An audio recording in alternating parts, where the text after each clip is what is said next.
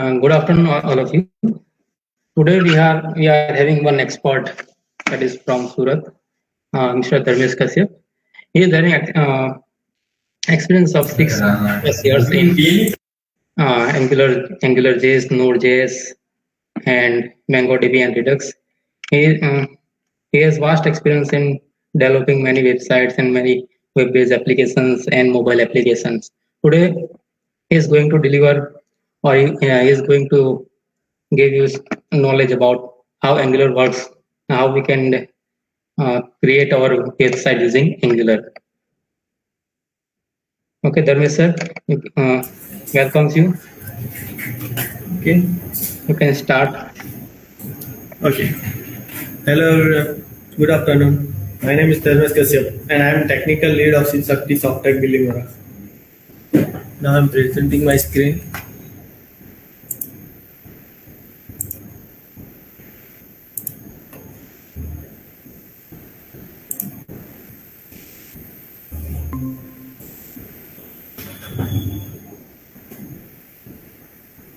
Here is the link of my LinkedIn profile and my company's LinkedIn profile.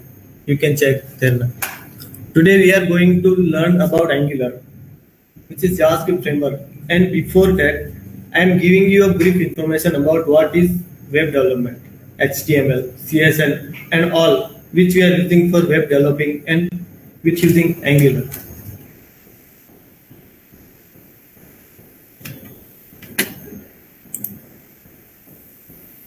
Today's our topic is Angular, and before that, I am give you a brief information about these topics: web development, HTML, CSS, JavaScript, and frameworks like Angular, other JavaScript frameworks.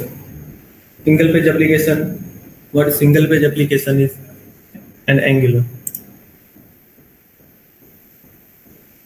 Now we are starting with web development. Then what is web development? तो friends web development क्या है? तो वो है web, आप सब लोगों को पता ही होगा। और वेब में world wide web means www, हम जो यूआरएल ओपन करते हैं उसमें पहले आता ही है।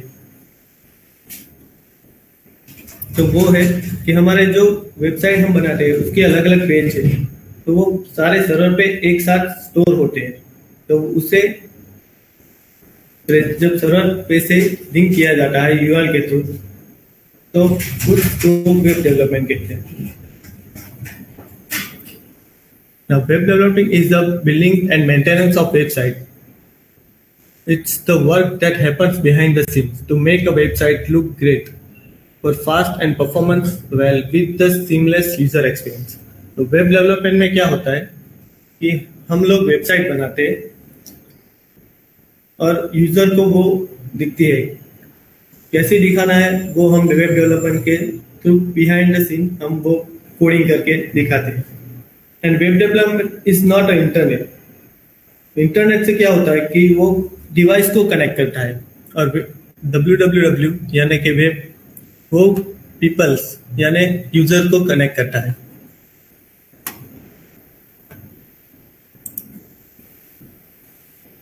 Now we are next topic is HTML। तो HTML क्या है? HTML इज अ मार्कअप लैंग्वेज।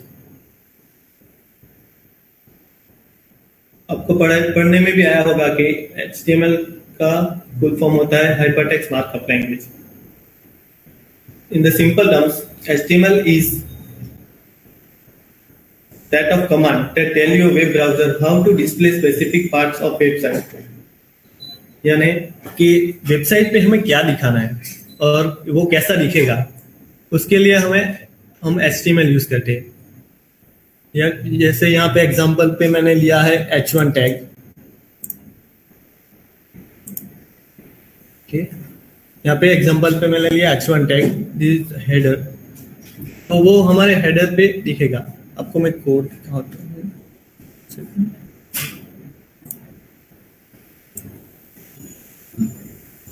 तो फ्रेंड्स, ऐसा होता है HTML, जो आप सभी को पता ही होगा, आपको पढ़ने में भी आया होगा। यहाँ पे मैंने लिया हुआ है लॉगिन फॉर्म का हेडिंग 2।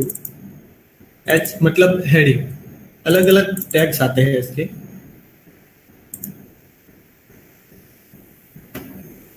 जो एंकल टैग के अंदर लिखता है उसके टैग को हम टैग बोलते हैं रोज। और हम HTML के से क्या कर सकते हैं? What can I do with HTML? So if you know the basic of elements, you can build your own web page, an entire website to edit others customer page, pre-made website and templates. उसके अंदर हम पूरी website बना सकते हैं, यानी कि website को डिजाइन कर सकते हैं, उसका स्ट्रक्चर बना सकते हैं। मतलब HTML क्या है कि वो हमारा एक स्केलेटन हो गया, हमारी वेबसाइट के एक स्केलेटन हो गया। उससे हम अपनी खुद की वेबसाइट भी बना सकते हैं और दूसरों की वेबसाइट को कस्टमाइज भी कर सकते हैं। और साथ ही में कोई टेम्पलेट हुआ, कोई टेम्पलेट डाउनलोड करके उसको भी कस्टमाइज हम कर सकते हैं HTML के थ्रू। तो ये हो गया इंट्रोडक्शन HTML का। अब नेक्स्ट हम देखते हैं CSS। CSS क्या है? तो वो CSS stands to cascading style sheet. वो स्टाइलिंग के लिए यूज होता है।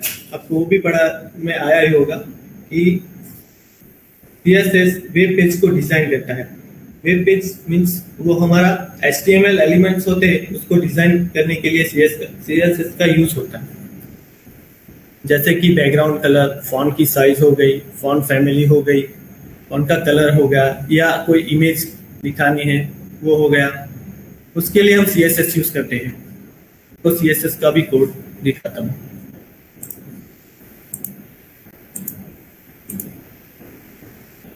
ये रही हमारी CSS। यहाँ पे हमने एक बटन लिया है, बैकग्राउंड, उसको बटन को बैकग्राउंड कलर दिया है, कलर पैडिंग दिया है। ये सारे उसकी प्रॉपर्टीज है और उसकी एट्रीब्यूट्स हो गए। तो CSS से हम मतलब पूरा डिजाइन कर सकते हैं। HTML से जो बनाया हुआ होगा ना, उसको हम डिजाइन कर सकते हैं। उसके 3 टाइप्स है, एक तो इनलाइन CSS, दूसरा एक्सटर्नल CSS और तीसरा हो गया एम्बेडेड CSS। हम वो प्रैक्टिकल में देखेंगे।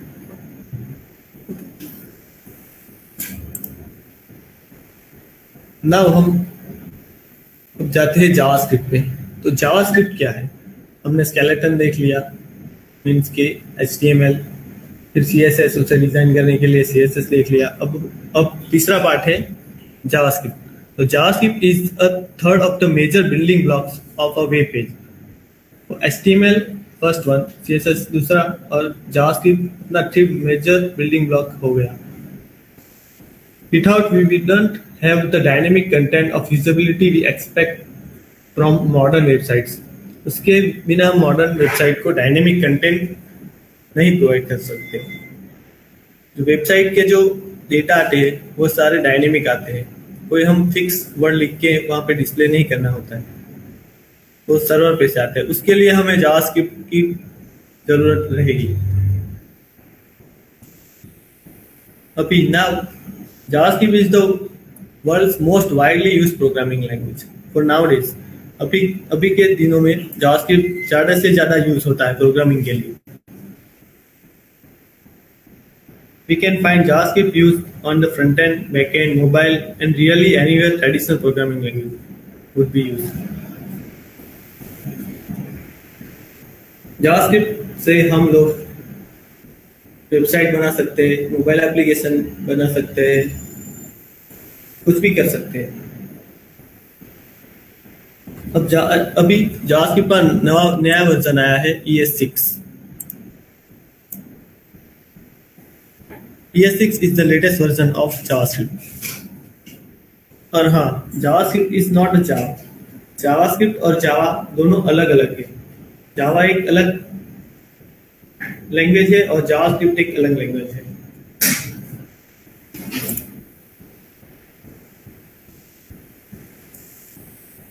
अभी हम देखेंगे सिंगल पेज एप्लीकेशन। तो सिंगल पेज एप्लीकेशन क्या है? सिंगल पेज एप्लीकेशन का शॉर्ट फॉर्म है SPA। In a web application और website that interact with the user by dynamically return that current pages rather than loading entire new page from server। मतलब कि यहाँ पे आप देख सकते हो डायग्राम, यहाँ पे क्लाइंट है, मतलब कि हमारा वेब पेज जो हम देखते हैं। दूसरा हो गया, ये है ब्लू वाला सर्वर, जहाँ से हमारा डेटा आता है।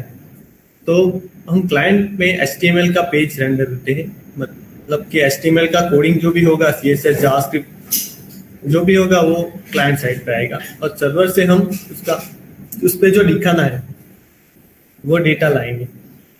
तो वो क्या करता है, सिंगल पेज एप्लीकेशन में क्या होता है, एक ही पेज पे हम अलग अलग डेटा डिस्प्ले करवाना हो, तो जैसे कि किसी का नाम डिस्प्ले करवाना हो, तो मेरा नाम हो गया धर्मेश, तो मैं अपना नाम के बदले दूसरा कोई नाम डिस्प्ले करवाना चाहता हूँ, तो सर्वर को रिक्वेस्ट भेजूंगा कि मुझे इस पर्सन की डिटेल चाहिए, तो सर्वर मुझे उस रिक्वेस्ट का रिस्पांस देगा, आइदर HX में देगा, आइदर JSON में देगा, और वो जो डेटा आएगा वो मैं बाइंड कर दूंगा अपने वेब पेज पे। तो ऐसे हमारा सिंगल पेज एप्लीकेशन वर्क करता है। और इन दोनों के कनेक्शन के लिए हम यूज करते हैं API। ज़्यादातर REST API हम लोग यूज करते हैं।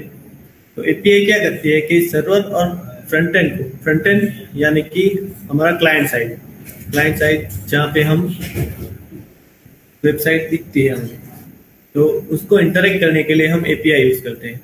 तो API क्या करती है कि क्लाइंट जो रिक्वेस्ट भेजता है वो डेटाबेस को देता है, सर्वर मीन्स जहाँ पे डेटा स्टोर होता है वो डेटाबेस पे भेजता है, और वहां से रिस्पॉन्स में हमें क्लाइंट में वो रिस्पॉन्स में डेटा मिल जाते हैं, और वो डेटा हम उस पर दिखा रहे हैं। मतलब एक ही पेज पे अलग अलग डेटा डिस्प्ले हम कर सकते हैं एंगुलर की मदद से, उसे सिंगल पेज एप्लीकेशन बोला जाता है। Next, frameworks. तो फ्रेंड्स, फ्रेमवर्क क्या है? तो web frameworks are a piece of software that offers a way to create, run and build applications. तो ये तो थोड़ा कॉम्प्लिकेटेड हो गया, लेकिन इसी में बता दूं तो फ्रेमवर्क मीन्स कि कोई प्रोग्रामिंग लैंग्वेज है जैसे कि जावास्क्रिप्ट, और एंगुलर उसका फ्रेमवर्क हो गया। तो जावास्क्रिप्ट के कोड को ऑप्टिमाइज करके एक फ्रेमवर्क बनाया जाता है जिसमें जावास्क्रिप्ट के सारे फीचर इंक्लूड किए जाते हैं, और हम इजीली उसको मेन लैंग्वेज को यूज कर सकते हैं। वो फ्रेमवर्क हो गया। यहाँ पे जैसे एग्जांपल के लिए मैंने दिया हुआ है, एंगुलर है, Vue.js है, Node.js हो गया, तो वो सब सारी फ्रेमवर्क्स है। एंगुलर और Vue.js फ्रंट एंड के लिए है, और Node.js बैक एंड के लिए। बैक एंड मीन्स API, जब वेब API REST API बनाते हैं उसके लिए, सर्वर साइड के लिए हम उसी में भी जावास्क्रिप्ट यूज करने के लिए हम Node.js यूज करते हैं।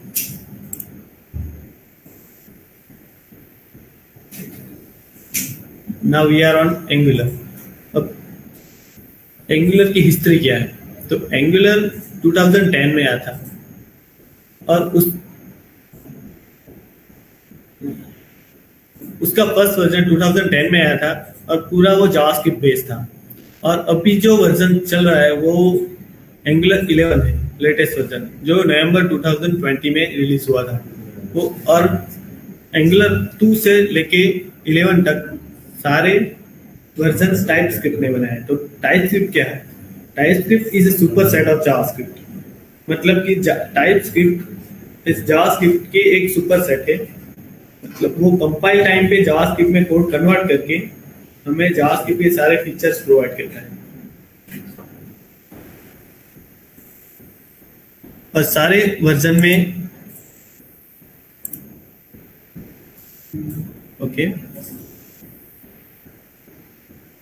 और सारे वर्जन जो आते हैं, वो सेकंड वर्जन आया सितंबर 2016, पोर्ट आया 2017, 5 आया 2017। तो ज़्यादा डिफरेंस नहीं है जो रिलीज होता है। तो उसमें बग डिफरेंस इतना ही होता है कि बग सॉल्विंग और नए फीचर जो आते हैं वो इंक्लूड करते जाते हैं एंगुलर का सपोर्ट। अब एंगुलर क्या है? तो angular is a JavaScript framework, जो जावास्क्रिप्ट की एक फ्रेमवर्क है which binds HTML UI and JavaScript model।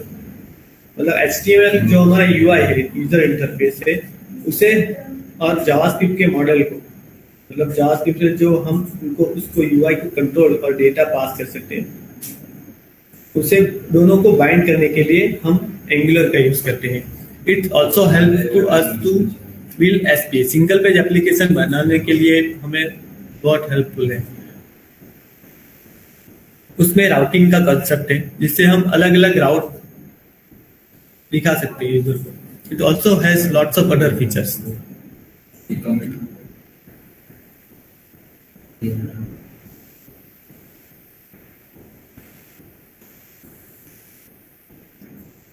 अब डेवलपर एंगुलर क्यों प्रीफर करते हैं कोडिंग के लिए?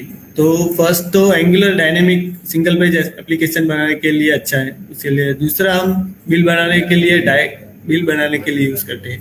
बिल्ड मतलब क्या कि एंगुलर में फीचर है कि जैसे बिल्ड बनाए ना हम,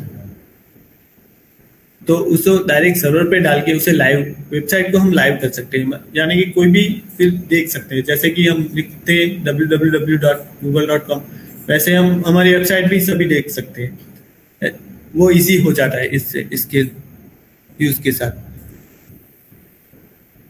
और साथ में ही Angular two way data binding, restful API handling, reusability, lazy load, unit testing, dependency injection जैसे और भी ज्यादा फीचर्स प्रोवाइड करता है। हम HTML और कंट्रोलर को इजीली एक दूसरे के साथ बाइंड कर सकते हैं इससे। One of the biggest advantage of Angular is that it's supported by Google, and best part about it, Google's long-term support. Angular को Google सपोर्ट करता है। Google डेवलपर्स ने ही Angular किया। Google ने Angular डेवलपर्स नहीं, Google के developers Angular पे काम करते हैं और वो लॉन्ग टर्म सपोर्ट देता है। और साथ ही में npm पे Angular के काफी सारे रेडी प्लगइन्स और पैकेज भी हमें मिल जाते हैं। और npm क्या है? तो npm मीन्स कि नोड पैकेज मैनेजर। आपको मेरी स्क्रीन दिख रही होगी, मैं आपको एक साइट दिखाता हूँ।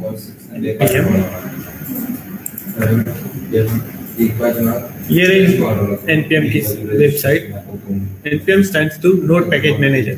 हमें यहाँ पे एंगुलर और किसी भी जावास्क्रिप्ट लाइब्रेरी के कोई भी पैकेज हमें यहाँ से मिल जाते हैं। तुम देखते हैं कि जैसे हमें एंगुलर के प्रोजेक्ट में कोई स्लाइडर यूज करना हो तो हम यहाँ पे स्लाइडर करके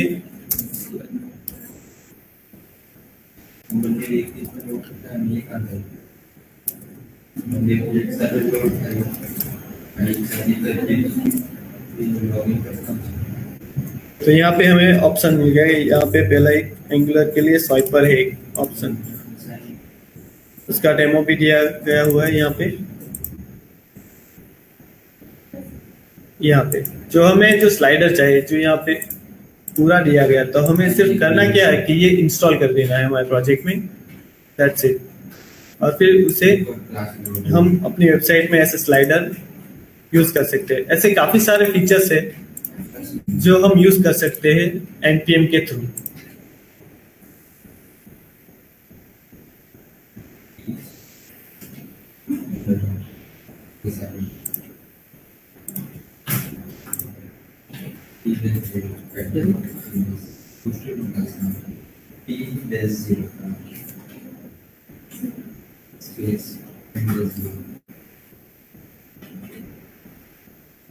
अब हम जाते हैं नेक्स्ट एंगुलर। ये हमारा एंगुलर हो गया कि enable to create software quicker and with effort, less effort. तो हम सॉफ्टवेयर जल्दी सॉफ्टवेयर बना सकते हैं इसमें एंगुलर में और लेस एफर्ट के साथ। हम आज एक डेमो भी मैं आपको बताऊंगा कैसे प्रोजेक्ट नया क्रिएट करना है और कैसे रहेगा वो।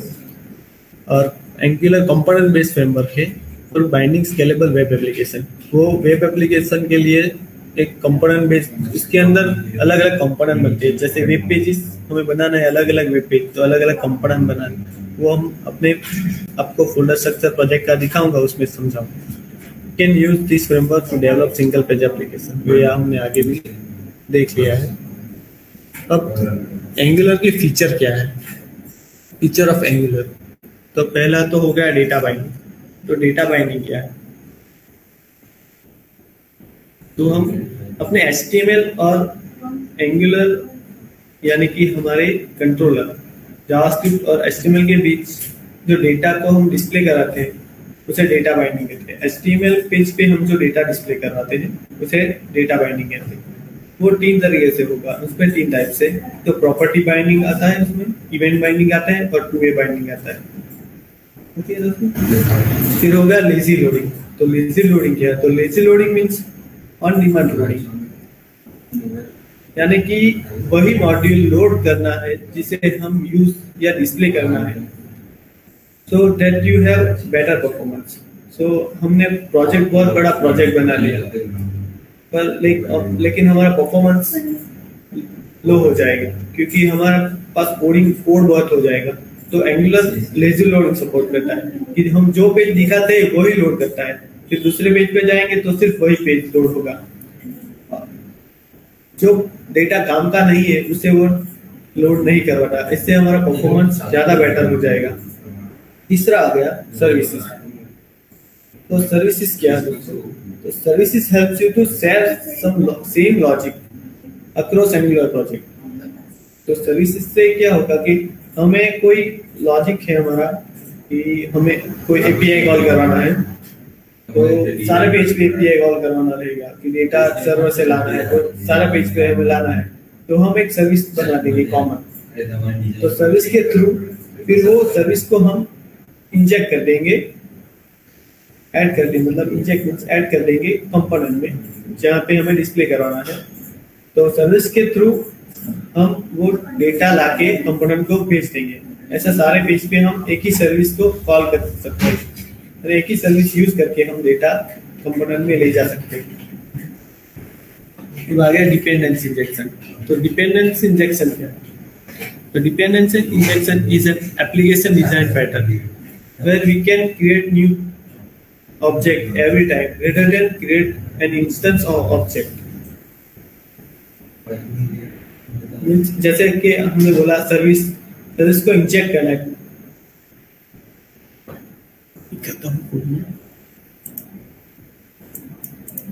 अब फिर हो गया हमारा 5वां point, ahead of time compilation, AOT। उसे जस्ट इन टाइम कंपाइलेशन भी बोला जाता है। उससे क्या होता है कि कोड सेव होते ही ब्राउजर में अपडेट हो जाता है, हमें पेज रिलोड करने की जरूरत नहीं रहती है। जैसे कोड किया और सेव किया और ब्राउजर में वो रिफ्लेक्ट हो जाता है। फिर आता है उसका फीचर ऑब्जर्वेबल। तो ऑब्जर्वेबल से क्या होता है कि observer is use for handling asynchronous events through out angular project. पूरे प्रोजेक्ट में जो असिंक्रोनस इवेंट्स आती है उसे हम हैंडल करने के लिए हम ऑब्जर्वेबल यूज करते हैं। अभी हम अपना एक एंगुलर प्रोजेक्ट इंस्टॉल करते हैं और फिर आपको दिखाता हूँ वो कैसे होता है। स्टार्ट। एंगुलर इंस्टॉल करने के लिए हमारे सिस्टम में पहले तो नोड इंस्टॉल होना चाहिए। तो नोड इंस्टॉल हम नोड की वेबसाइट पे जाके नोड इंस्टॉल कर सकते हैं। यहाँ पे सर्च किया हुआ है कि नोड जेन इंस्टॉल, यहाँ पे डाउनलोड करो नोड। विंडोज हो तो विंडोज, मैक यूजर के लिए मैक। उसको डाउनलोड करके फिर इंस्टॉल अपने सिस्टम में। मेरे सिस्टम में इंस्टॉल ऑलरेडी है, आपको मैं दिखाता हूँ।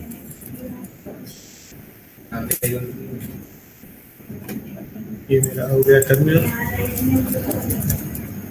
नोड -v कमांड है जिससे मुझे पता चलता है कि मेरे सिस्टम में नोड है और वो कौन सा वर्जन का। अभी मेरे सिस्टम में 14.15.4 वर्जन का नोड इंस्टॉल हुआ है। ओके, तो फिर अब हम इंस्टॉल करते हैं अपना एंगुलर। एंगुलर का प्रोजेक्ट के लिए हमें क्या जरूरत है?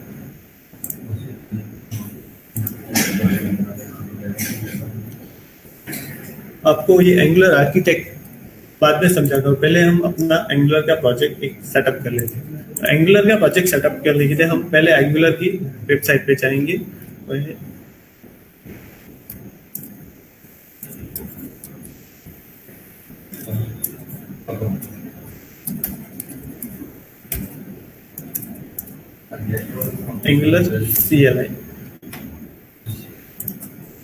एंगुलर CLI की वेबसाइट पे जाएंगे। यहाँ पे हमें स्टेप्स दिए हुए ही है कि क्या क्या करना है। कि पहले npm इंस्टॉल करना है, फिर एनजी न्यू करना है, बारी बारी से हम देखेंगे। तो CLI क्या है?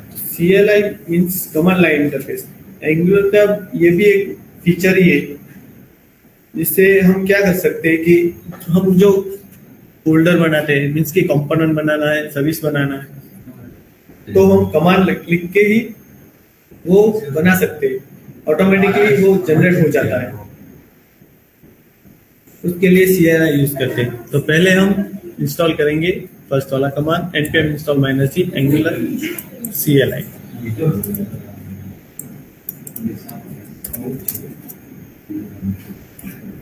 install -c at angular CLI। तो इस कमांड से क्या होता है कि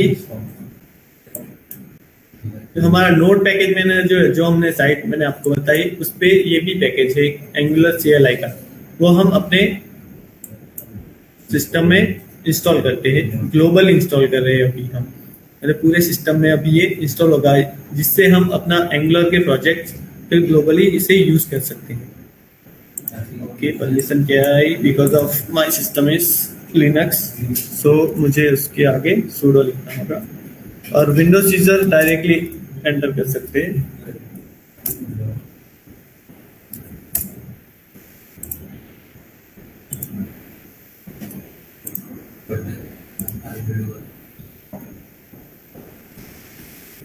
ये इंस्टॉल हो रहा है,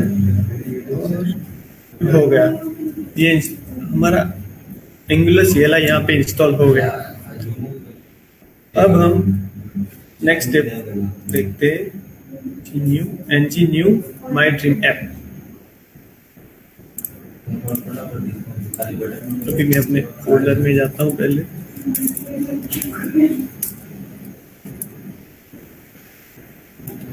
ओके, यहाँ पे मैं अपने फोल्डर में गया, वहाँ पे हम जहाँ पे हमें अपना प्रोजेक्ट बनाना है, वहाँ पे हम ये कमांड लिखेंगे ng new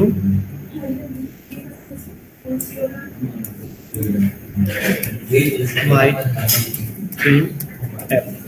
ओके, ये हो गया मेरा सिस्टम लिनक्स से, तो मैं यूज करता हूँ sudo कमांड। इससे हमारी नई एप्लीकेशन क्रिएट होगी, यानी कि नया प्रोजेक्ट क्रिएट होगा।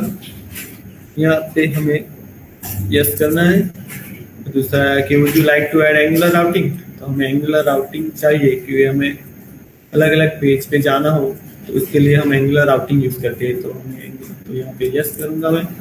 अब CSS के लिए क्या यूज करेंगे? CSS मतलब डिजाइनिंग के लिए, तो ये बहुत सारे ऑप्शन देते हैं, CSS, CSS, SCSS, LESS। तो हम अभी CSS यूज करेंगे इस प्रोजेक्ट में, तो CSS सिलेक्ट करेंगे। अब npm से सारे पैकेज जो हम हमारे प्रोजेक्ट में यूज होंगे वो इंस्टॉल हो रहे हैं अभी।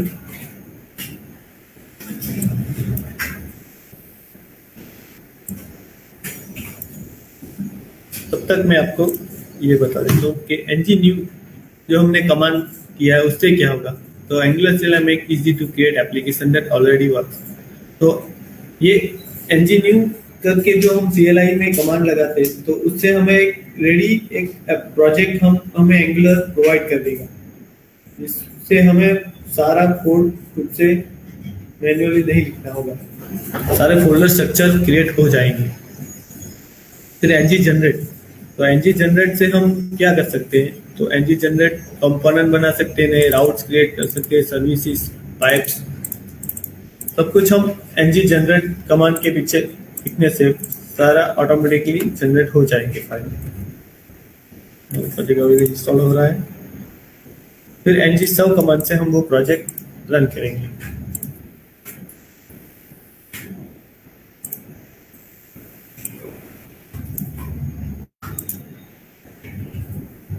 तब तक हम विजुअल स्टूडियो ओपन कर लेते हैं। यहाँ पे हमारा पैकेज सक्सेसफुली इंस्टॉल हो गया है। ओके, और ये क्रिएट हो गया है पैकेज। अब हम विजुअल स्टूडियो ओपन करके हमारा प्रोजेक्ट इसके अंदर ओपन करते हैं।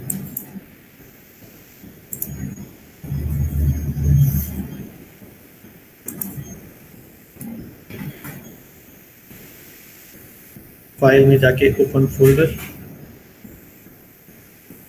हमारा मेन पीके फोल्डर के अंदर हमने क्रिएट किया हुआ है प्रोजेक्ट। तो पीके फोल्डर के अंदर जाके ये रहा 2 फोल्डर है यहाँ पे, एक है और ये रहा हमने जो बनाया हुआ है वो है माइक्री मैप। उसको ओपन करते हैं विजुअल स्टूडियो कोड में।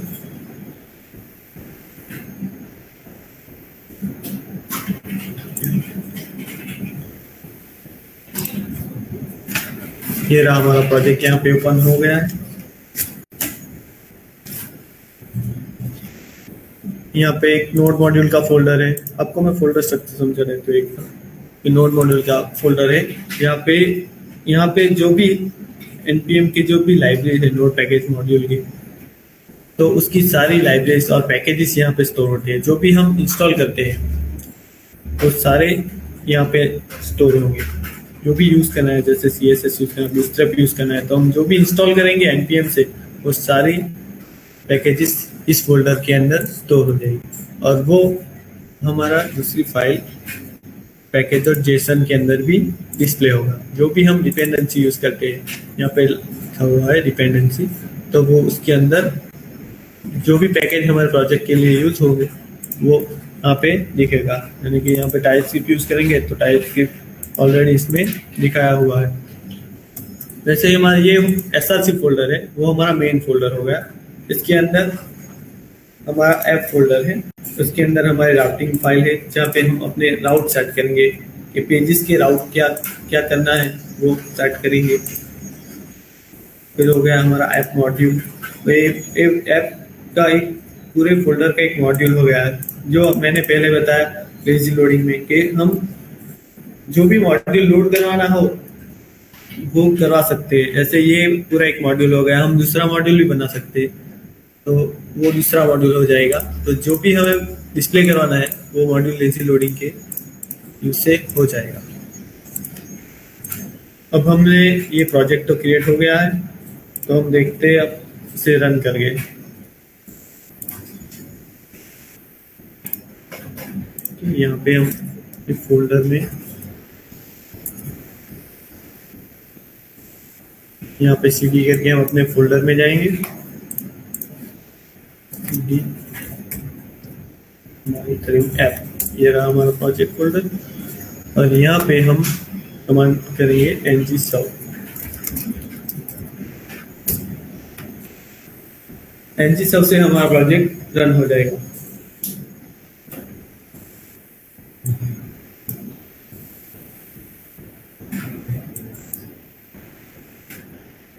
तो एंगुलर का प्रोजेक्ट बनाना इतना भी डिफिकल्ट नहीं है। सिर्फ 2-3 कमांड हमने फायर किए और ये हमारा प्रोजेक्ट बन गया। यहाँ पे कुछ एरर आई हुई है मेरे में।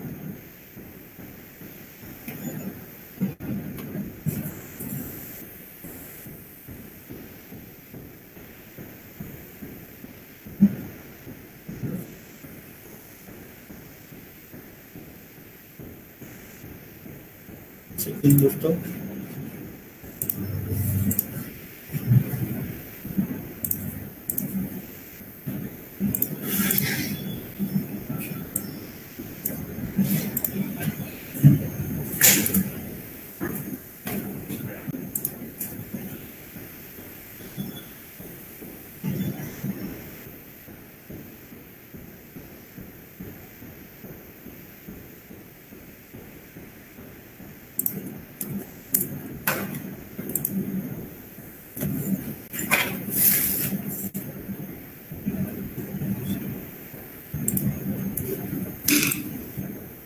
इस एरर को सॉल्व करने के लिए एक बार मैं npm इंस्टॉल करके ट्राई करता हूँ। इससे हमारे जो पैकेजेस जो इंस्टॉल हुए वो अपडेट हो जाएंगे।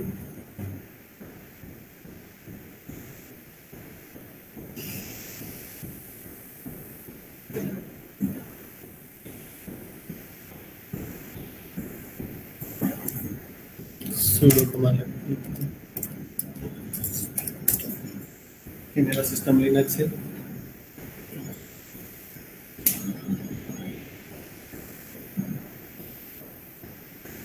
ओके, npm इंस्टॉल हो गया। अब रन करते हैं, मैं sudo करके रन करता हूँ ng सर।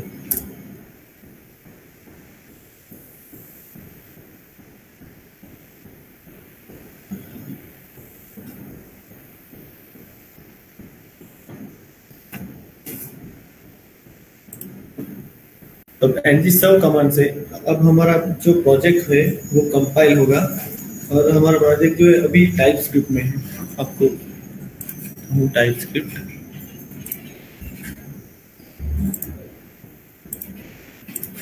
ये जो सिंटैक्स है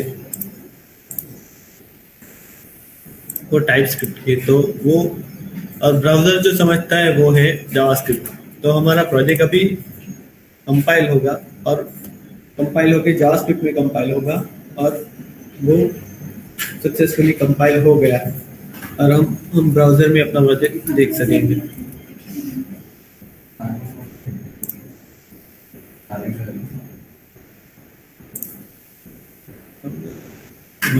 प्रोजेक्ट कंपाइल हुआ है लोकल होस्ट 4200 पे। ये रहा हमारा प्रोजेक्ट जो हमने बनाया है। तो आप सोच रहे होंगे ये तो कुछ हमने कोड किया नहीं है, ऐसा पेज पे क्यों दिख रहा है? तो ये है हमारे ऐप कंपोनेंट में ये सारा HTML कोड लिखा हुआ है, उसकी वजह से ये सब हमें ब्राउजर में ये दिख रहा है। हम अभी इसको डिलीट कर देंगे और सेव, इस फाइल को सेव करते हैं।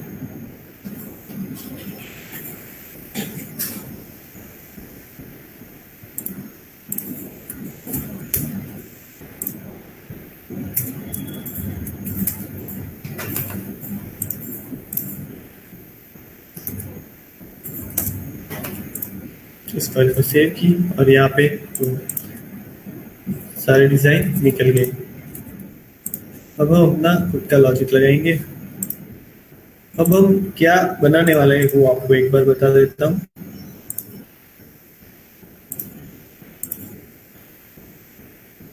तो हम यहाँ पे एक लॉगिन फॉर्म बनाएंगे, वहाँ पे हम ईमेल एड्रेस और पासवर्ड डालेंगे और पासवर्ड डाल के हम होम पेज पे जाएंगे और वहाँ पे हम वो ईमेल एड्रेस और पासवर्ड डिस्प्ले कराएंगे और साथ ही में उसका राउट भी चेंज होना चाहिए, वैसा करेंगे। ओके, तो हम अपना कोडिंग स्टार्ट करते हैं अभी।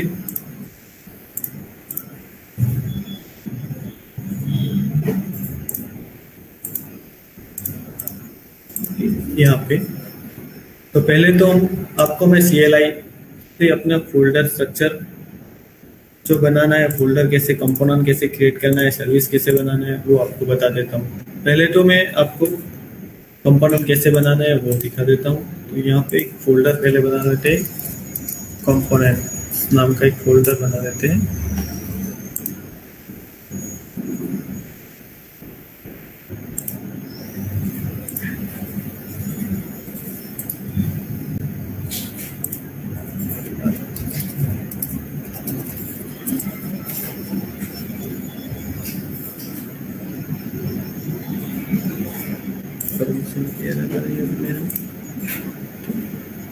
कमांड लाइन से ही बनाते हैं अभी फोल्डर की।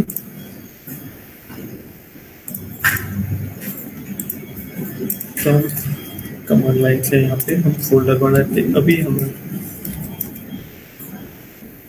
सर्च सी में जाएंगे, CD करके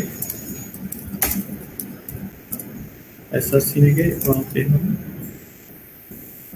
ऐप के अंदर जाएंगे CD करके, वहाँ पे हम फोल्डर बनाएंगे। तो मैन्युअली नहीं हो रहा है मेरे सिस्टम में, तो मैं कमांड से ही अभी फोल्डर बना रहा हूँ। तो पहले एक फोल्डर बनाएंगे हम लॉगिन का। पहले हम कंपोनेंट्स का मेन फोल्डर बना लेते हैं, कंपोनेंट्स। तो यहाँ पे हमारा कंपोनेंट्स का फोल्डर ये रहा, बन गया। इसके अंदर अब हम बनाते हैं, इसके अंदर हमें नया कंपोनेंट्स क्रिएट करना है। तो हमने देखा कि ng जनरेट से हम कंपोनेंट सर्विस ऐसा सब कुछ बना सकते हैं। तो फिर हम यहाँ पे कमांड करेंगे ng जनरेट, या आप लिख सकते हो सिर्फ g ng और हमें कंपोनेंट बनाए तो कंपोनेंट लिखो, या फिर सिर्फ लिखो सी ng gc और हमारे कंपोनेंट का नाम, यानी कि हम पहले लॉगिन कंपोनेंट बनाएंगे। मेरा लिनक्स सिस्टम है तो मैं आगे सुडो लिखना होगा मुझे। विंडोज यूजर डायरेक्टली लिख सकते हैं और हिट करके, और ये हमारा एक फोल्डर क्रिएट हो गया लॉगिन का। प्रोजेक्ट में हम देखते हैं उसे। ये रहा हमारा कंपोनेंट फोल्डर और कंपोनेंट के अंदर हमारा लॉगिन। तो ये रहा हमारा लॉगिन का फोल्डर एक बन गया। हम साथ ही में दूसरा भी बना ही लेते हैं। क्या बनाना है कि ngGC, दूसरा हम बनाएंगे होम पेज, तो ngC होम।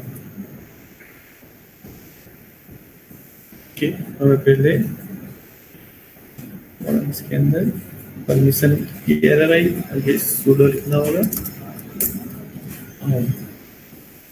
हमारे दोनों फोल्डर कंपोनेंट्स के अंदर होम फोल्डर और लॉगिन फोल्डर कंपोनेंट्स क्रिएट हो गए हैं अभी। फिर इसमें सिर्फ होम वर्क्स लिखा हुआ है, इसमें लॉगिन वर्क्स HTML में लिखा हुआ है। तो हम इसे डिजाइन भी करेंगे और उसका राउटिंग भी चेंज करेंगे। पहले उसका राउट सेट कर देते हैं कि हम पहले डिफॉल्ट हम रहेंगे लॉगिन पेज पे, फिर होगा होम पेज पे जाएंगे। लॉगिन पे क्लिक के बाद हमें राउट चेंज करने के लिए क्या करना होगा,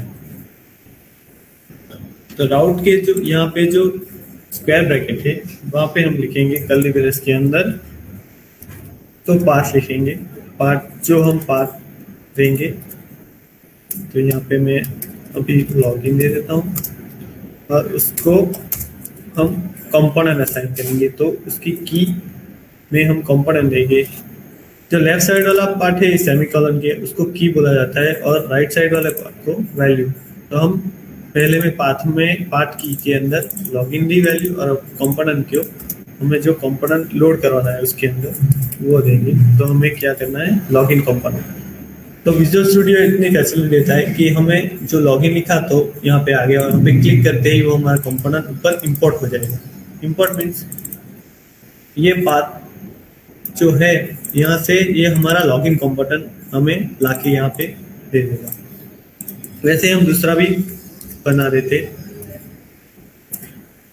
दूसरा हमारा कंपोनेंट रहेगा होम कंपोनेंट, और होम कंपोनेंट के लिए हम यहाँ पे होम कंपोनेंट इंपोर्ट करवा देंगे। अब हम चेक करते हैं कि हमारे इसे सेव करेंगे फाइल को।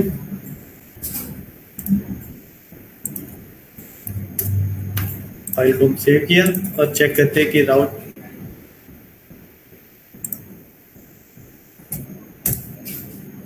आया कि नहीं। ब्राउजर में चेक करते हैं हम अभी।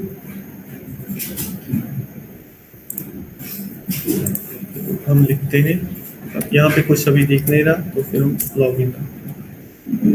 ओके, हमारा प्रोजेक्ट अभी रन नहीं है, तो हम अपना प्रोजेक्ट रन कर देंगे हमारे प्रोजेक्ट के फोल्डर में जाके। ये हमारा रहा माई ड्रीम ऐप, हमारा मेन फोल्डर। यहाँ पे जाके हम लिख देंगे एनजी सब। हमारा प्रोजेक्ट रन करते हैं पहले, उसकी वजह से यहाँ पे हमें कुछ दिख नहीं रहा।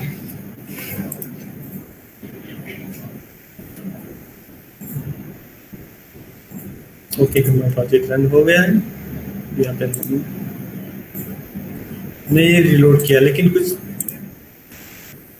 दिखाई नहीं दे रहा। हम इंस्पेक्ट करके देख सकते हैं कि हमारे प्रोजेक्ट में कुछ एरर्स है कि नहीं। यहाँ पे कुछ दिख नहीं रहा है।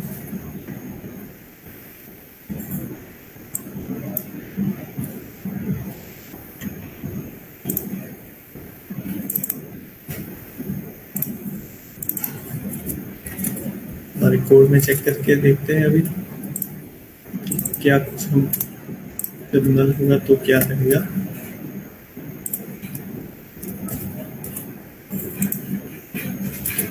यहाँ पे सेव हो गया, कंपाइल हो गया।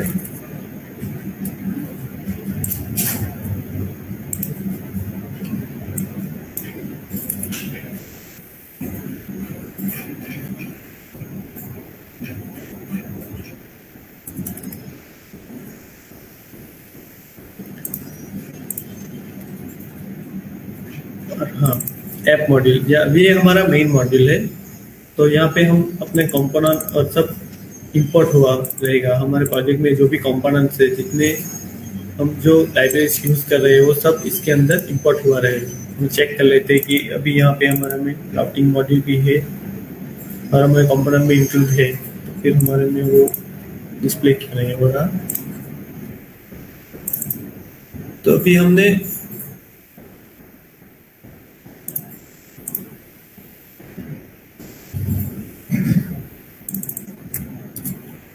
एनजी मॉड्यूल को इंपोर्ट करेंगे। तो मॉड्यूल भी है हमारे पास।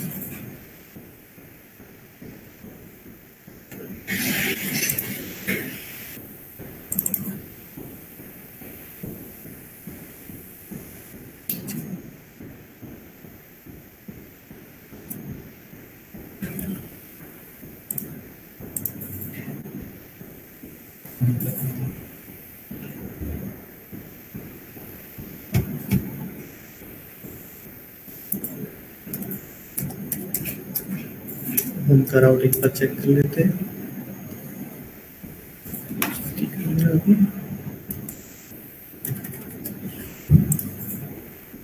उसको स्टाइल चेंज करें हम। पैराग्राफ की जगह हेडिंग एक बार H1 टैग में ले लेते हैं।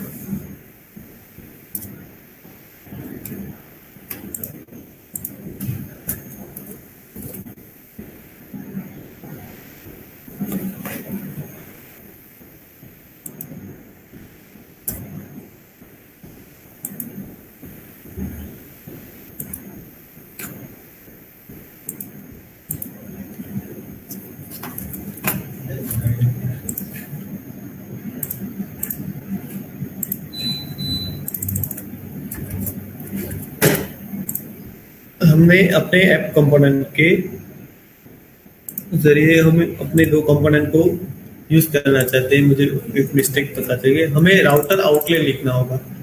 राउटर आउटलेट टैग से हम अपने चाइल्ड कंपोनेंट को एक्सेस, उसके राउट को एक्सेस कर सकते हैं। अब मैं ये सेव करता हूँ। सेव करके अब चेक करके दो। देखो हम होम कंपोनेंट लिखा तो होम बग्स आ गया। और हमारा दूसरा पार्ट क्या है, तो हमने दूसरा पार्ट कुछ नहीं रखा, अभी लॉगिन रखते। लॉगिन लॉगिन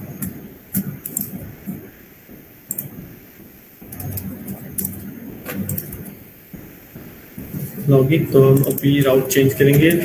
लॉगिन तो ये रहा हमारा लॉगिन। तो लॉगिन पेज हो गया और हमारा दूसरा होम पेज भी हो गया। तब हम लॉगिन पेज पे डिजाइन करके तो इनपुट बॉक्स लेंगे और फिर सब लॉगिन करके हम जाएंगे होम पेज पे, और जो भी इनपुट होगा वो उससे हम दिखाएंगे अपने होम पेज पे। तो थोड़ा डिजाइनिंग का कोड मैंने ऑलरेडी एक फाइल में करके रखा है, क्योंकि हमारे पास ज़्यादा टाइम नहीं है, तो मैं वो यहाँ पे रख के आपको दिखाता हूँ। तो पहले हम HTML लेते हैं। तो HTML लॉगिन के अंदर हम HTML, ये रहा हमारा लॉगिन फॉर्म जो H2 टैग के अंदर है।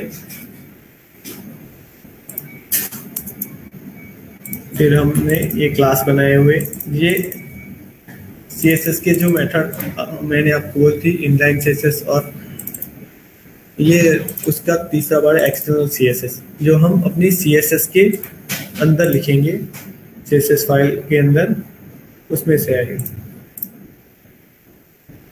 तो ये पहले आपको सेव करके मैं दिखाता हूँ ये कैसे CSS के बिना कैसे दिखेगा। तो ये मैंने सेव की फाइल और मैं आपको ब्राउजर में दिखाता हूँ। ओके, यहाँ पे आ रहा है कि ऑन लॉगिन बटन उनको मिल नहीं रहा है।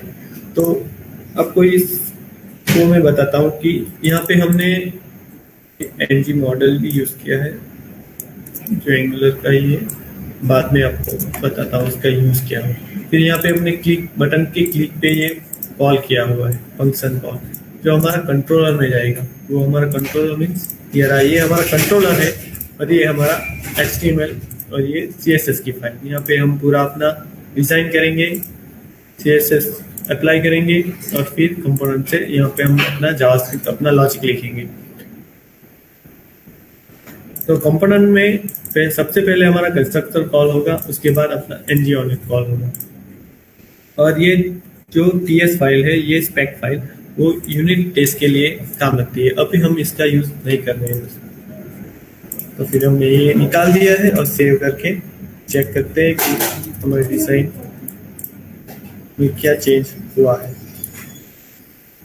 सेव हो गया और देखो यहाँ पे हमने जो लिखा हुआ है, जो login form, user name, password और बटन आ गया, लेकिन CSS नहीं है, उसकी वजह से फॉर्मेट ठीक से नहीं आई। तो हम उसके अंदर CSS का कोड भी ऐड कर देते हैं। ये रहा CSS का कोड। तो हम वहाँ पे लिखा हुआ है जो क्लास है, यहाँ पे कंटेनर लिखा हुआ है, यहाँ पे हमने क्लास के अंदर, क्लास से हम एक्सटर्नल CSS यूज कर सकते हैं। तो यहाँ पे हमने CSS का कोड लग गया, बटन पे लिखा तो बटन जहाँ पे होगा वहाँ पे उसका बैकग्राउंड कलर ये ग्रीन वाला आ जाएगा, कलर का टेक्स्ट जो है वो वाइट हो जाएगा, उसके बाद ये बॉर्डर और विड्थ उसकी सेट हो जाएगी उसकी। तो ये फाइल हम सेव करते हैं।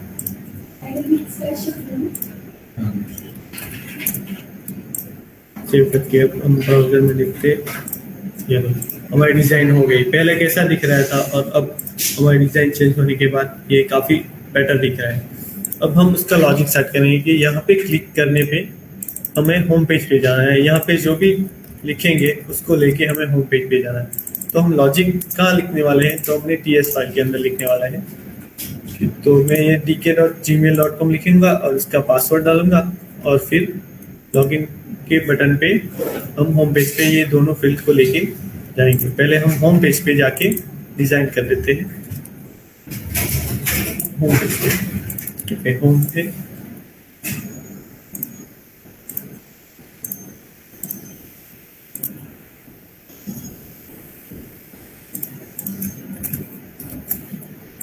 मैंने कोड इसका भी करके ही रखा है, सिर्फ पेस्ट कर देता हूँ। अभी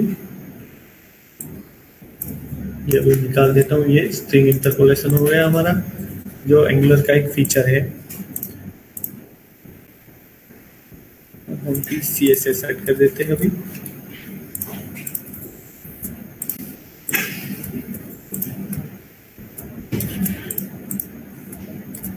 ये CSS डाल दी मैंने। बहुत सारा कोड इसमें डिजाइन थोड़ी बहुत की है, तो हम दोनों फाइल को एक बार सेव करते हैं।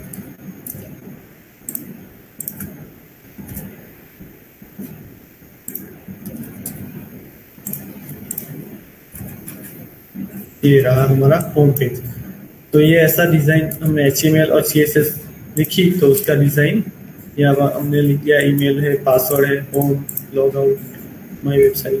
तो CSS और HTML के यूज से हम अपना ऐसा पूरा एक वेबसाइट बना सकते हैं। तो जो लॉगिन पेज पे से हम लाएंगे वो ईमेल और पासवर्ड हम यहाँ पे डिस्प्ले करवाएंगे।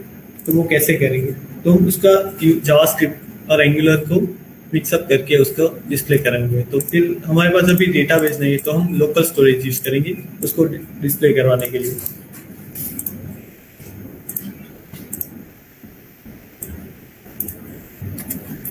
तो अब हम कंपोनेंट में पहले स्टैटिक डिस्प्ले करवा देते हैं कि कुछ नहीं होगा तो क्या है वहाँ पे डिस्प्ले करना है। तो हम दो वेरिएबल्स लेंगे, एक तो यूजर नेम और उसको टाइप देंगे, एनी टाइप ले लेंगे अभी, उसको नाम दे देंगे टेस्ट। और दूसरा वेरिएबल लेंगे पासवर्ड, जो डिस्प्ले हमें करवाना है, उसको एनी टाइप देके उसको भी अभी टेस्ट ही ले लेते हैं। उसको स्ट्रिंग लेना है अभी। यहाँ पे एनी मतलब ये वेरिएबल का टाइप हो गया। हम इस यहाँ पे स्ट्रिंग भी ले सकते हैं, यहाँ पे स्ट्रिंग भी ले सकते हैं, क्योंकि हम हमारी वैल्यू यूज कर सकते हैं, स्ट्रिंग यूज करने वाले हैं इसलिए। जब हम नंबर यूज करेंगे इसका वैल्यू जो नंबर आएगी तो हम इसे यहाँ पे नंबर यूज करवाएंगे। अब उसको डिस्प्ले कैसे करवाना है, तो हम यहाँ पे स्ट्रिंग इंटरपोलेशन को यूज करके डायरेक्ट से ये यूजर नेम और यहाँ पे सेम डबल कर्ली ब्रेस, जिससे जो हमारे वेरिएबल जो यहाँ पे ग्लोबली डिक्लेयर किए हुए हैं हमने यहाँ पे ऐसे पेस्ट करके हम दोनों फाइल सेव करते हैं।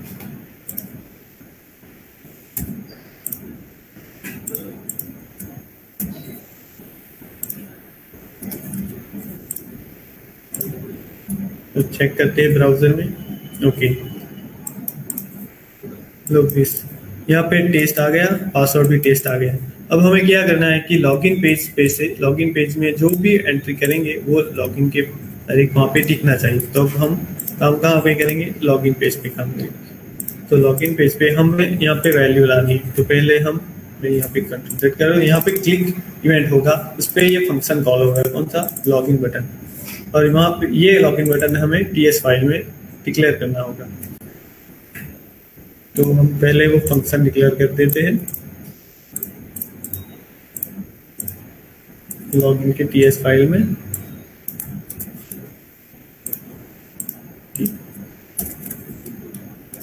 यहाँ पे हो गया। तो अब हम क्या करेंगे, यहाँ पे फिर से दो वेरिएबल ले लेंगे, यूजर नेम और पासवर्ड फील्ड ले लेंगे, जो उसकी वैल्यू इसमें अभी इसको हम एम्प्टी रखेंगे। और यहाँ पे जो वैल्यू डालेंगे, हम यहाँ पे जो वैल्यू डालेंगे वो वहाँ पे हम स्टोर करेंगे यहाँ की क्लिक पे। तो हम यहाँ पे अभी एनजी मॉडल यूज करेंगे। ये टू वे बाइंडिंग फीचर है एंगुलर का, जिससे एनजी मॉडल से यूजर नेम का जो वेरिएबल है उसके अंदर जो भी इस इनपुट टैग के अंदर जो भी हम टाइप करेंगे वो इस वेरिएबल के अंदर स्टोर हो जाएगा। तो ये यहाँ पे रख दिया हमने। अब यहाँ पे जो भी हम टाइप करेंगे इसको सेव कर लेते हैं। यहाँ पे जो भी हम टाइप करेंगे वो हमारे इस वेरिएबल में स्टोर हो जाएगा। इसको लेके हमें होम पेज पे जाना है। तो उसके लिए हमें राउट सेट करना पड़ेगा, राउट चेंज करना पड़ेगा। तो एंगुलर का एक फीचर है वो प्रोवाइड करता है, एंगुलर राउटर प्रोवाइड करता है। तो वो कंस्ट्रक्टर के अंदर हमें उसको डिक्लेयर करना पड़ेगा। तो एक प्राइवेट राउटर ले लेता, तो ये की हो गया जो हम कुछ भी रख सकते हैं। और दूसरा ये राउटर जिसमें आर कैपिटल है, तो वो एक राउटर होगा जिसे हमें ऊपर इंपोर्ट करना होगा। तो यहाँ पे हमने ये राउटर इंपोर्ट कर दिया, जो एंगुलर के फोल्डर ऑलरेडी एंगुलर हमें देता है, प्रोवाइड करता है। तो हमने ये ले लिया। अब हमें उसके राउटर को सेट करके होम पेज पे जाना है। तो जब भी हम क्लिक करेंगे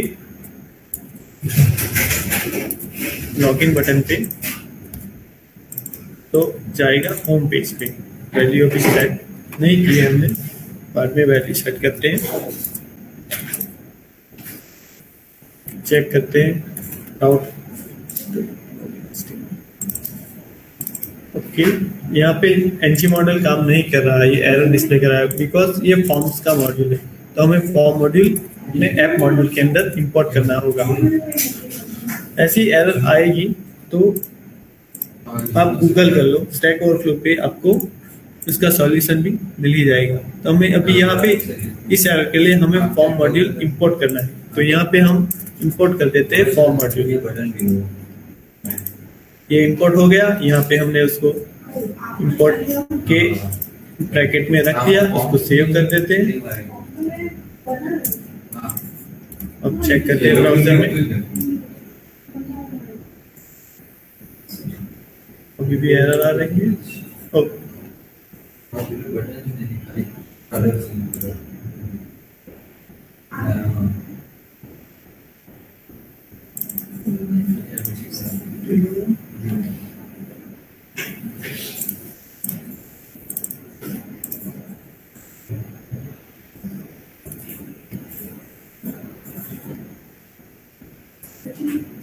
यहाँ पे एरर आ रही है, export declare class form module export declare class.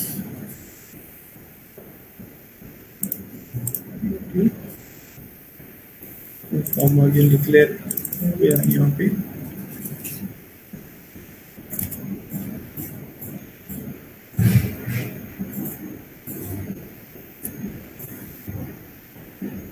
अभी हम वो निकाल के एक बार चेक कर लेते हैं कि एरर आ रही है कि नहीं आ रही।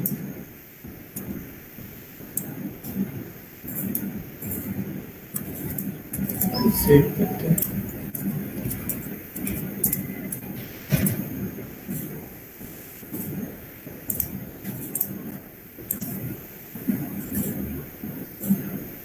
मतलब वहां से एरर नहीं आ रही।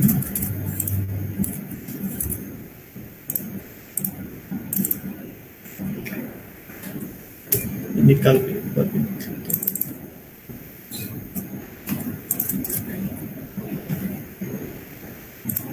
ये फाइल सेव की।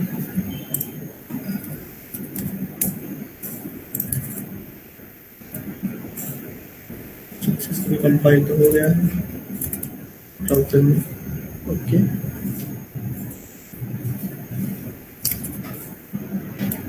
अब हम राउट चेंज होता है बटन पे वो चेक करेंगे। हमने कोड यहाँ पे लिखा हुआ है, राउटर होम सेट किया है राउटर डॉट नेविगेट वैल्यू के बिना भी हम होम पे जा रहे हैं, लेकिन यहाँ पे हमने जो इनिशियली वैल्यू दी हुई थी वही डिस्प्ले कर रही है।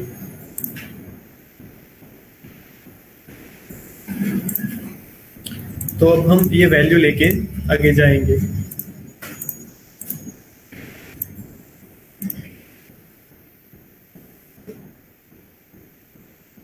तो इसके लिए हम ये वैल्यू को हम स्टोर करेंगे लोकल स्टोरेज के अंदर, स्टोर कर देते हैं। अभी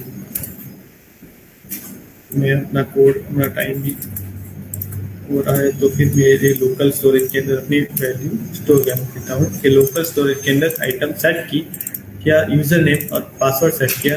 यहाँ पे लिखा है user name, this global variable है इसलिए हम यहाँ पे लिख रहे हैं दिस डॉट यूजर नेम, और इस फील्ड के लिए दिस डॉट पासवर्ड। ये लेके हम जा रहे हैं। सेव करता हूँ और यहाँ पे होम कंपोनेंट पे जाएंगे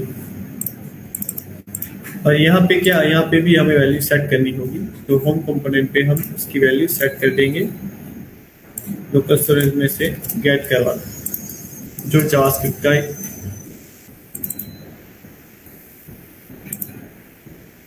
यहाँ पे स्ट्रिंग नहीं दे इसलिए हम यहाँ पे फिर से एनी कर देते हैं, यानी कि ये टाइप स्क्रिप्ट है, मतलब फुल्ली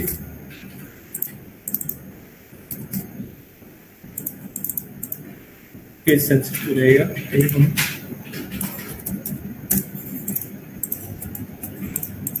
ओके, सेव हो गई ये फाइल।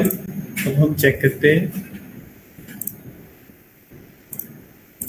यहाँ पे लगते हैं gk.gmail.com पासवर्ड दे देता हूँ मैं रमेश, लॉग इन किया। अभी यहाँ पे कुछ नहीं आया। लोकल स्टोरेज के अंदर वैल्यू चेक कर लेते हैं एक बार। नेटवर्क में हम एप्लीकेशन के अंदर जाके ये लोकल स्टोरेज के अंदर वैल्यू हमारे पासवर्ड और यूजर नेम सेट अभी तक नहीं हुआ है, इसकी वजह से हमें वो नहीं मिल रही है वैल्यू। तो यहाँ पे लॉगिन के अंदर से यूजर नेम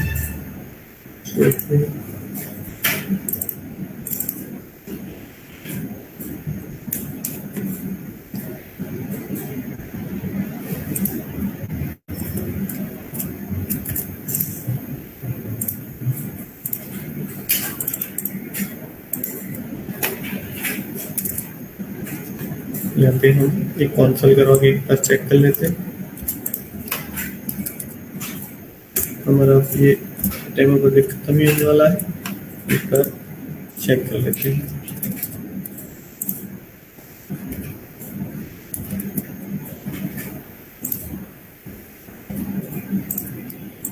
मैं कुछ भी लिख देता हूँ और क्लिक करूँ तो भी वैल्यू नहीं आ रही। आई थिंक वो फॉर्म मॉड्यूल इंक्लूड नहीं किया, उसकी वजह से एनजी मॉडल काम नहीं कर रहा। हम फिर से सेव करके ट्राई करते हैं। कंपाइल हो गया।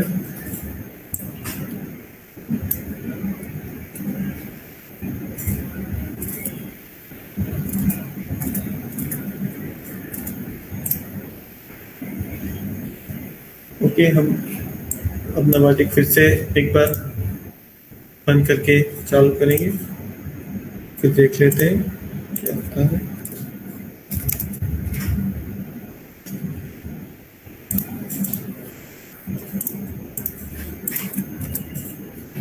इसको रन करते हैं अभी हम।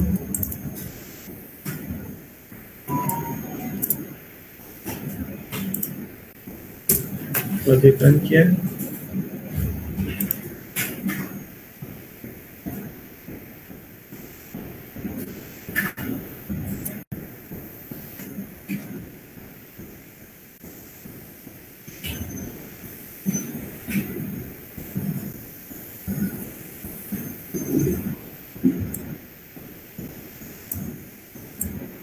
ये हमारा आखिरी स्टेप ही है।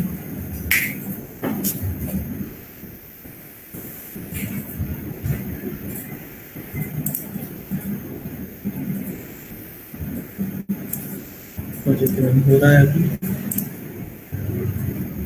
और अब हम एंगुलर का आर्किटेक्ट देख लेते हैं। तो एंगुलर का आर्किटेक्चर में जो हमने बनाया, ये हमारा ये मॉड्यूल हो गया। इसमें हमारे कंपोनेंट है, हमने HTML किया, यहाँ से हमने राउट सेट किया। ये हमारे दो राउट लिए थे, एक लॉगिन था, होम पेज था। उसमें हमने ये सर्विसेज भी यूज़ की जो अभी हम नहीं कर पाए, जैसे ये हमने लोकल होस्ट यूज़ किया। तो ये उसका फुल आर्किटेक्चर हो गया। हमने इंस्टॉलेशन भी कर लिया है हमारा प्रोजेक्ट।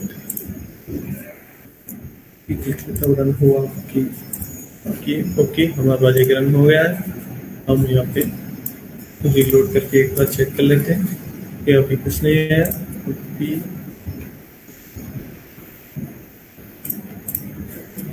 यहाँ पे लॉग पे ये लॉगिन पेज आया। यहाँ पे हम कहते हैं ठीक है, यहाँ पे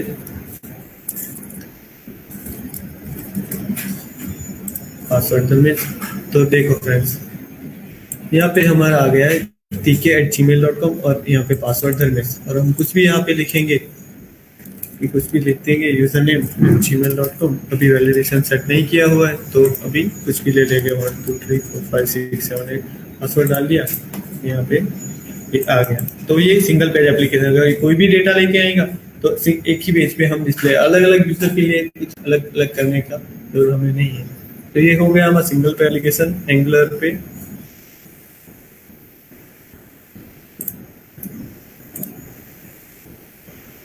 thank you friends.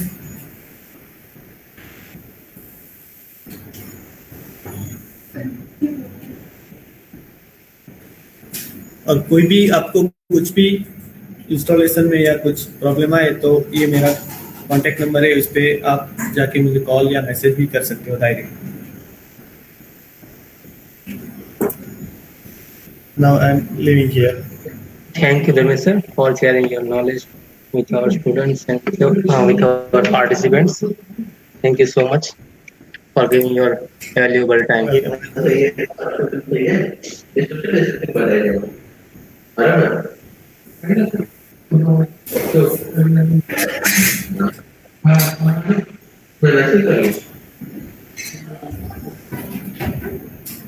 Hello. Yes, you can leave, sir. Okay, thank you sir, thank you. Thank you.